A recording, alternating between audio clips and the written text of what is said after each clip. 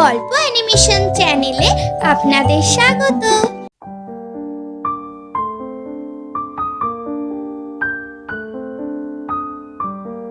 যা পাবি তা তুলে নিবি, বাড়ি গিয়ে গাছটাকে যত্ন নিবি, কিন্তু ওই গাছে একটাই ফল ধরবে, মনে রাখিস।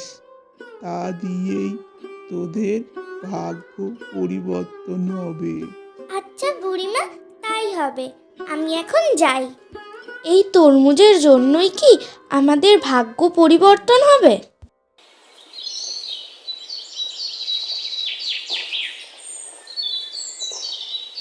তুই আমাদের ঘরের নতুন সদস্য, থাকবি তো আমাদের সাথে?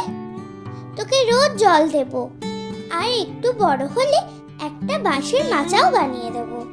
মিমলি ও ঝিমলির যত্নে চারা গাছটি ধীরে ধীরে বড় হতে থাকলো। এই বোন, এইবার তরমুজ গাছটাকে একটা শক্ত করে মাচা তৈরি করে দিতে হবে। চল আজ দুজন মিলে একটা মাচা তৈরি করে দিই। দুই বোন মিলে গাছটাতে সুন্দর করে মাচা দিয়ে দিল এবং কদিন পর তরমুজ গাছটায় হলুদ ফুলে ভরে গেল। আমার শরীর ভালো না থাকলে আমি সংসারে কোনো কাজই করতে পারি না।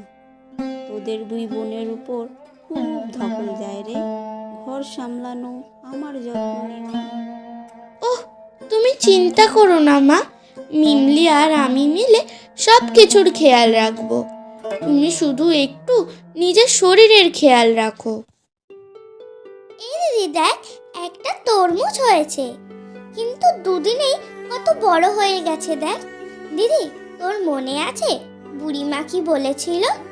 গাছে একটাই ফল হবে। হ্যাঁ, তাহলে কি বুড়িমার কথাই সত্যি হবে?